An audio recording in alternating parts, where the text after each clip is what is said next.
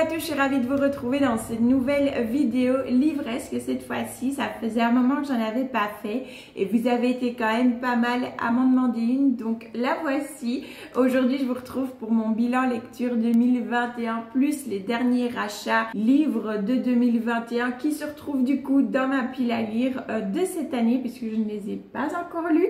Donc voilà, je vais vous présenter tout ça, je vais vous présenter chacun des livres, vous donner le nom de l'auteur, le genre, le type de livre que c'est et quelques mots dessus, mais je vais essayer d'être concise. Je dis bien, je vais essayer pour ne pas que la vidéo dure des heures. Donc du coup, je commence tout de suite avec Danse avec les lutins de Catherine Dufour. Alors ne vous fiez pas au titre qui peut paraître enfantin car à l'intérieur, bien qu'on soit dans un monde fantasy où on va retrouver des lutins, des elfes, des fées, des ogrenats, etc.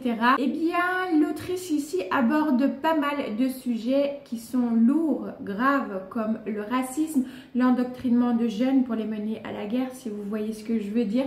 Les scènes sont décrites de manière telle que ça peut peut-être heurter la sensibilité de certaines personnes, donc à ne pas mettre entre de jeunes mains. On va aborder les problèmes au niveau de la politique qui engendre aussi comme ça des conflits entre peuples. On va aborder également le racisme. Voilà, on aborde toutes ces choses, l'autrice aborde toutes ces choses qui sont quand même lourdes et graves, avec néanmoins un certain humour qui est un peu grinçant, un peu mordant, qui ne m'a pas du tout déplu. Voilà, malgré la gravité des faits, elle arrive à nous faire sourire, voire rire même grâce à certains dialogues de petits êtres comme ça qui ont un bel humour, on va dire. Donc voilà, j'ai beaucoup aimé cette lecture et j'ai hâte du coup de découvrir d'autres de cette autrice. Ensuite, j'ai lu également Enchantment of Ravens de Margaret Rogerson. J'avais adoré Sorcery of Thorn, du coup quand celui-ci est sorti, j'ai sauté littéralement dessus. Je l'ai pris de suite et lu assez rapidement. Alors celui-ci, on est également sur du fantasy, mais un tout autre style, puisqu'on va suivre ici Isabelle, donc qui est une peintre professionnelle qui a l'habitude au fait de peindre principalement des portraits, mais pas de n'importe qui, de créatures qui sont ni plus ni moins que les fae, ces êtres voilà assez quand même supérieurs, très intelligents, qui peuvent véritablement vous zigouiller en claquant des doigts s'ils le souhaitent. Voilà, hein, donc c'est pas des êtres hyper sympas non plus, il faut un certain tact pour discuter avec eux et surtout avoir énormément de respect pour les êtres qu'ils sont. Ce que fait Isabelle, du coup, elle est plutôt appréciée par ce monde-là.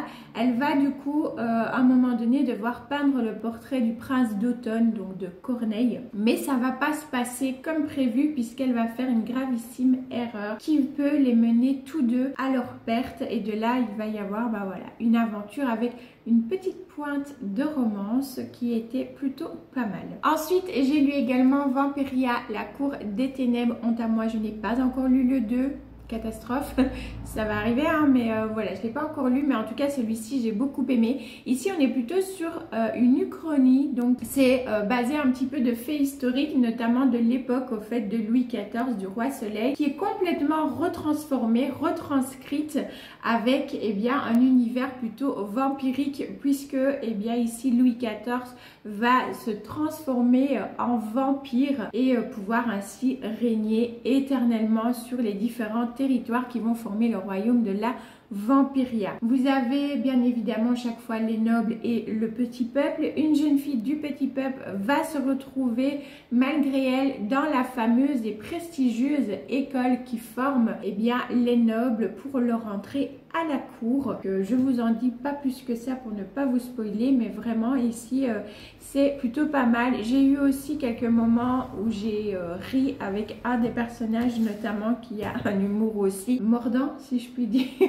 Voilà, mais vraiment j'ai beaucoup apprécié. Ensuite, pour le prochain, je ne les ai pas descendus puisqu'ils sont dans la bibliothèque de ma fille à l'étage. Il s'agit des Sorcelines que j'ai beaucoup apprécié. C'est une petite BD dans un monde aussi un peu fantasy. On va suivre une jeune fille et ses camarades dans une école un petit peu particulière puisqu'ils sont là pour apprendre un certain métier qui est, je crois que c'est fantasticologue qu'on appelle ça. Donc c'est vraiment pour étudier, recenser et également soigner les créatures magiques, toutes sortes de créatures comme ça un petit peu surnaturelles, féeriques, magiques. Et dans cette école, eh bien, il va se passer des choses un peu étranges. Ils vont devoir du coup enquêter et on va suivre comme ça un petit peu chaque fois les histoires. Moi, j'avoue que j'ai bien aimé, même si voilà, on reste sur, c'est pas quelque chose de fifou, on reste sur quelque chose qui est enfantin, puisque c'est plutôt une BD jeunesse, mais c'est vrai que voilà, j'ai pas mal apprécié moi cette lecture un peu, où on s'évade un petit peu dans un monde un petit peu différent et une lecture un peu plus légère. Le prochain, je ne l'ai pas non plus, je vous mettrai l'image également, il s'agit de Pax et le petit soldat. Là, on va être sur une histoire d'aventure assez dramatique tout de même puisque ça se passe en pleine période de guerre. Donc on va suivre ici la séparation en fait d'un petit garçon et de son renard, Pax, voilà, qui vont...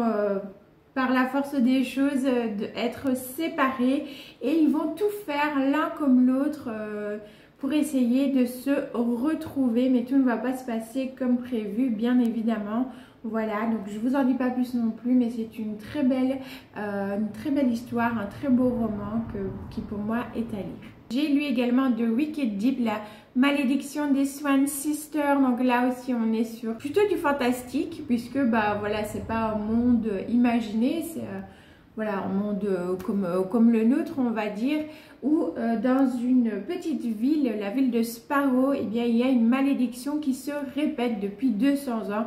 Chaque année, les Swan Sisters, ces trois femmes qui ont été, eh bien, ni plus ni moins exécutées 200 ans plus tôt, reviennent pour se venger. C'est un univers où on ressent cette froideur, cette malédiction assez pesante comme ça, puisque bah, on va retrouver des corps quand même de jeunes garçons qui sont emmenés par les Swan Sisters qui prennent chacun un jeune garçon chaque année. C'est plutôt l'été que ça se passe. L'ambiance est tellement froide, pluvieuse et un petit peu glauque que on n'a pas du tout l'impression d'être en été quand on le lit. Voilà, le rebondissement est plutôt pas mal. La fin j'ai bien aimé, même si voilà, mon côté peut-être un petit peu féministe a eu un petit, voilà, un petit truc qui l'a dérangé à la fin. Je pense que les femmes qui auront lu ce livre auront peut-être compris de quoi je parle, mais bon, évidemment, je ne vais pas vous spoiler la fin, donc je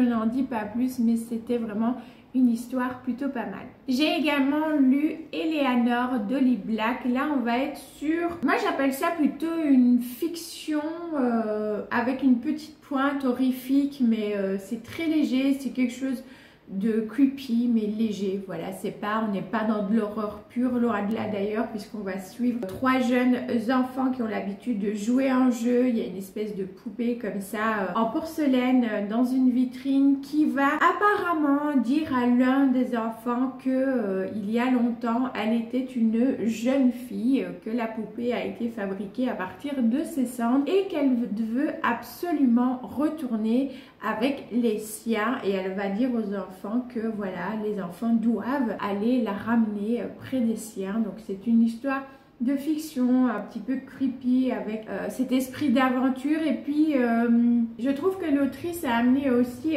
quelques ressentiments que l'on peut avoir quand on est à cette période de préadolescence comme ça, de chamboulement intérieur et personnel. Je trouve qu'elle a abordé ces thématiques là d'une belle manière en fait dans cette histoire, et donc voilà, moi j'ai bien aimé aussi ce côté là en fait du livre. J'ai lu également Les oiseaux ne se retournent pas de Nadia Naclé. Là on est sur un roman graphique qui aborde une thématique assez difficile aussi, puisqu'il s'agit d'un exil au fait, donc d'une jeune fille qui va partir de son pays pour fuir la guerre en fait, tout simplement. Voilà, donc elle part comme ça et il lui arrive sur son parcours des petites choses, des rencontres également. La fin est très très belle. Je peux pas vous en dire plus que ça, mais voilà, ça aborde cette thématique là et c'est un très très beau roman graphique. Ensuite, j'ai lu Le tourbillon de la vie, tome 1, La ville lumière de Caroline Noël, une autrice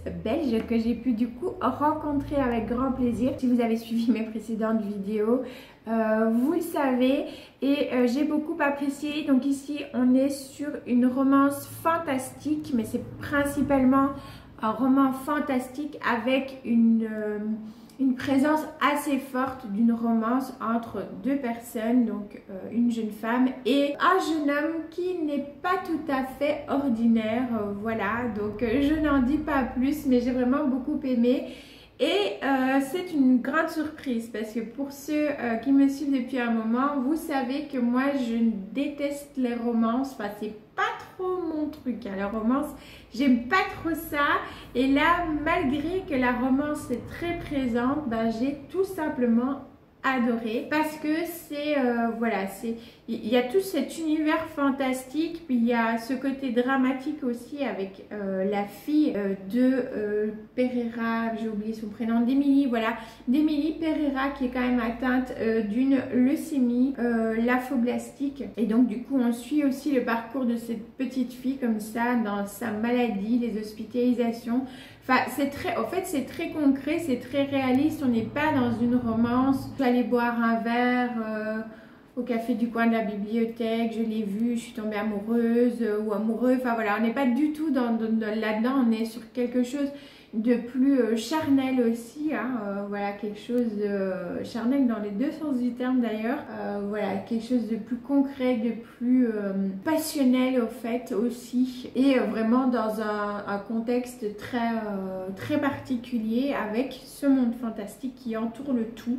Et on se dit attends, du fantastique, de la romance, du dramatique, on part où là? On part dans tous les sens? Eh bien non, franchement le tout est extrêmement bien écrit, bien ficelé. Moi j'ai beaucoup aimé. Donc j'ai hâte de prendre le tome 2. Je pense que je la reverrai cette année. Il faut que je regarde la date, mais j'essaierai du coup d'y aller aussi, comme ça je pourrai la revoir et lui acheter directement le tome 2. Ensuite j'ai lu Cruella d'enfer. Bah là on est sur un jeunesse de Serena Valentino, si je ne dis pas de bêtises pour l'autrice. On va avoir Cruella qui va nous raconter sa version de l'histoire, et j'ai adoré puisqu'on découvre l'enfance de Cruella, comment est-ce qu'elle a grandi, comment est-ce qu'elle a vécu, comment est-ce qu'elle est devenue la femme dont on nous a parlé dans ce fameux Disney, hein, les 100 et un Dalmatiens, où on la décrit comme un horrible monstre.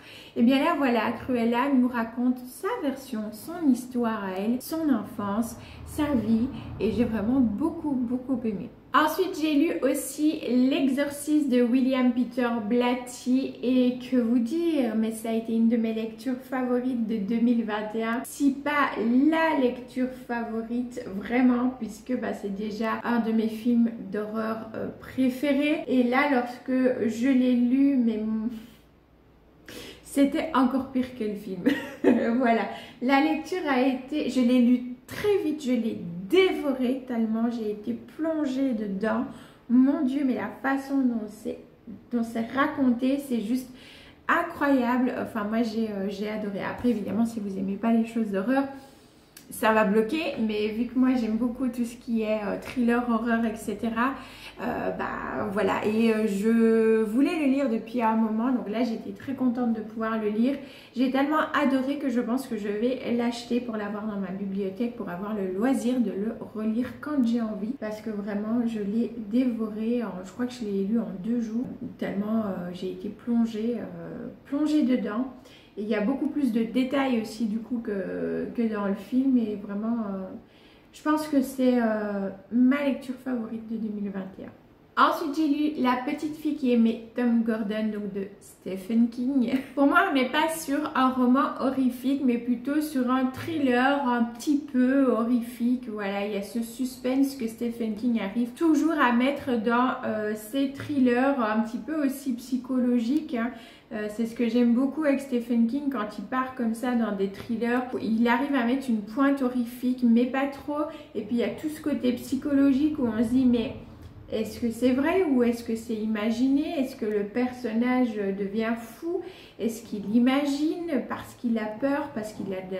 Voilà, peu importe les sentiments qui sont mêlés à ce côté psychologique-là, Stephen King vraiment à chaque fois arrive à nous foutre le doute. Et moi c'est ce que j'aime avec les thrillers de Stephen King, hein, parce qu'il ne fait pas que de l'horrifique pur et dur, il part aussi parfois comme ça dans des thrillers. C'est vraiment des lectures que j'ai toujours adorées quand il part comme ça dans ce côté très psychologique. On ne sait pas en fait, à chaque moment on se dit ah mais oui mais non mais c'est vrai en fait il y a le truc, et puis après on se dit mais en fait peut-être pas, et c'est très perturbant, mais il perturbe d'une manière juste magique, donc voilà, moi j'ai bien aimé aussi cette lecture. Ensuite j'ai lu La mémoire fantôme de Franck Tillier. Donc là on est sur du thriller hein, avec Franck Tillier, où on va suivre ici, c'est la suite au fait je peux vous le remontrer puisque Isa de la chaîne Isa Boyle me l'avait offert lors de notre swap de Noël. C'est un petit peu la suite on va dire de La Chambre des Morts que j'avais lu, que j'avais en ma possession et puis que j'avais revendu parce que je pensais que je n'irais plus, et du coup Isa dans toute sa bonté me l'a réoffert, en fait du coup me l'a offert, me l'a mis dans ce swap, et du coup je vais le relire aussi puisque voilà ça va être une de mes lectures de cette année, relecture du coup de cette année parce que j'avais adoré ce roman.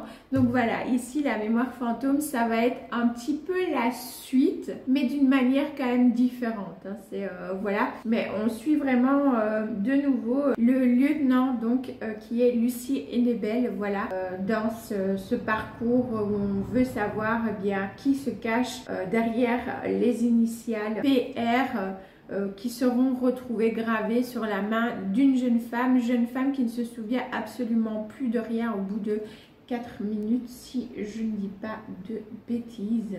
Oui voilà, je ne vous dis pas pourquoi, c'est une chose à découvrir dans le roman. J'ai vraiment beaucoup aimé aussi après Franck Tillier, pour moi au niveau du thriller. C'est une valeur sûre, même si j'en ai pas lu 36 000, je crois que j'en avais lu un autre mais je sais plus lequel. Mais voilà, je pense que je m'en reprendrai d'autres parce que vraiment les Franck Tillier...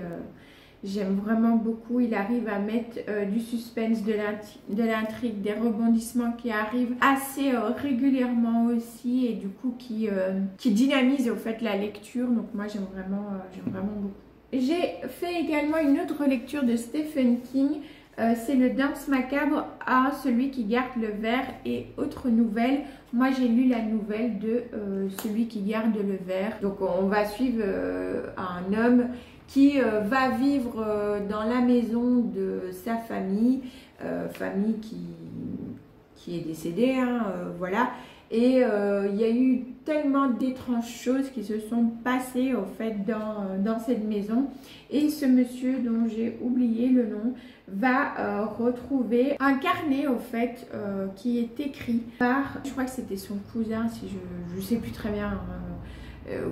Par rapport à ça, Dory, voilà, j'ai oublié quelques détails, mais en somme c'est ça, il y a quelque chose dans cette maison qui a un lien avec cette ville aussi, assez particulier, qui a un lien avec un lieu très particulier aussi, une créature diabolique hein, clairement, voilà, qui règne dans les murs comme ça. Alors, on va voir un petit peu qu'est-ce qui se passe avec cet homme, avec cette maison, avec ce lieu dit qui n'est pas la maison mais qui est un tout autre endroit, et pourtant très étroitement lié à la maison et à cette créature qui est du coup un ver, hein, vous l'aurez certainement deviné puisque c'est celui qui garde le ver. C'est une des nouvelles assez effrayante quand même, que moi j'aime beaucoup de Stephen King, et j'avais du coup envie de la relire. Et pour les derniers romans, je les ai pas non plus, je vous mettrai les photos, j'ai pas encore tout lu puisque je les prends à ma fille petit à petit. Il s'agit des romans graphiques Heartstopper, voilà, où on va suivre la naissance au fait d'un rapprochement, d'une romance entre deux garçons. Donc c'est une romance du coup MM, voilà, mais c'est absolument pas gnangnan. On en suit un qui sait déjà qu'il aime les garçons, l'autre ne le sait pas encore, ou peut-être pas tout à fait, et va découvrir un petit peu ces sentiments-là qu'il a du coup pour cet autre garçon petit à petit. On est sur vraiment ici une romance très belle. Que là pour le coup j'ai bien aimé parce que pareil on est dans du concret, dans du réel. Sur un sujet différent aussi, on n'est pas sur MF quoi, voilà, on est sur un MM et c'est pas du tout gnangnantisé comme moi je dis, voilà. Alors faut pas le prendre mal hein, quand je dis ça, c'est moi qui n'aime pas, tout simplement juste une question de goût, voilà, mais c'est vrai que j'aime pas quand c'est des romances trop gnangnantisées, trop schématisées aussi comme ça.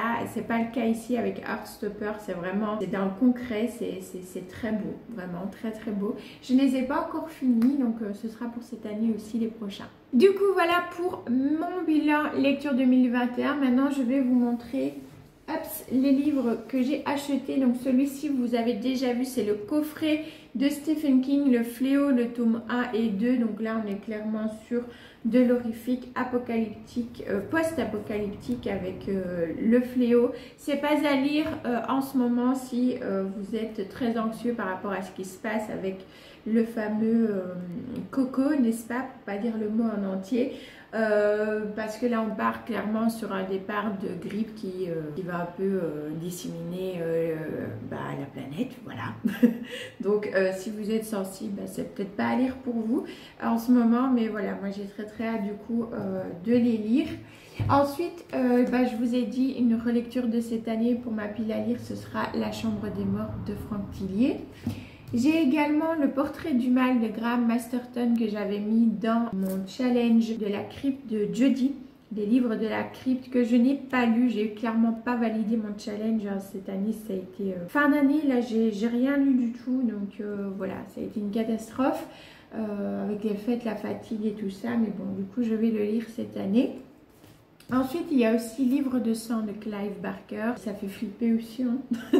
Voilà, donc là, pareil, on est sur clairement de l'horrifique. Ici aussi, avec ici du coup des créatures qui vont sortir un peu des ténèbres pour faire entendre leur voix à travers une personne. Donc, d'après ce que j'ai compris. Donc, on va un petit peu voir ce que ça donne. Ça doit bien faire flipper. Ensuite, j'ai acheté aussi La Maison des damnés de Richard Matheson. Et là, vous voyez que j'ai mon petit marque-page puisque je l'avais commencé. Et puis, j'ai arrêté. Je suis à la page 44. Alors, pas du tout parce que ça me plaît pas. Au contraire, le début me plaît déjà beaucoup. Il y a une petite intrigue assez sympa. Du coup, j'ai hâte de voir la suite. C'est juste que j'ai pas eu le temps. Et je vais essayer de reprendre cette semaine d'ailleurs. Donc, j'ai deux lectures en cours. J'ai celle-ci et dans un tout autre registre. J'ai végétalisé votre intérieur avec Marion, de Marion Botanical, que j'aime beaucoup. Je suis à la moitié parce que je lis juste quelques pages par-ci par-là. Parce que ce genre de livre, moi j'adore les faire durer en fait dans le temps pour bien les apprécier et tout. Donc voilà, c'est mon autre lecture un petit peu plus cosy hein, du coup que La Maison des damnés, évidemment. Et j'avais acheté aussi deux autres livres. Ceux-là, je pense pas que je vous les avais montrés puisque je les ai achetés de seconde main. Ils étaient à 5 € chacun, donc j'ai foncé dessus. Il s'agit de La Maison des Oubliés de Peter James. Thriller, peut-être thriller policier comme ça. Enfin, il y a des choses assez bizarres qui se passent dans cette maison. Avec une présence, avec des ombres qui apparaissent. Enfin, toutes sortes de choses un petit peu étranges. Donc voilà, ça va être une de mes lectures de 2022 aussi. Et j'ai pu trouver également chez la même dame Le Cri de Nicolas Beuglet que j'avais très envie de lire. Donc ça se passe dans un hôpital psychiatrique, il y a une enquête qui va se faire. C'est inspiré par des découvertes et des événements réels. Donc de ce qu'on nous dit ici, Le Cri renvoie à nos peurs les plus intérieures, un thriller sur la folie des hommes et le danger d'une science dévoyée transformée en arme fatale. Voilà, donc j'avais très envie de le lire aussi.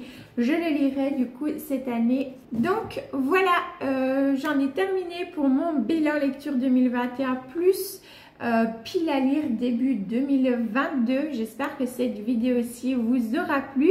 N'hésitez pas en commentaire à me mettre un petit peu bien les livres que vous avez lus l'année dernière et ceux qui sont dans votre pile à lire pour démarrer cette année. N'hésitez pas à me partager tout ça, ce sera avec plaisir comme d'habitude que je découvrirai vos lectures déjà faites, en cours ou à venir. Si vous avez aimé du coup cette vidéo, n'hésitez pas à mettre un petit pouce vers le haut, ça fait toujours plaisir.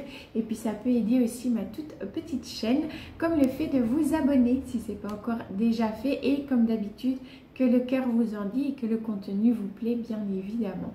Je vous fais mes petits bisous green et on se retrouve dimanche pour une vidéo plante. Ciao ciao!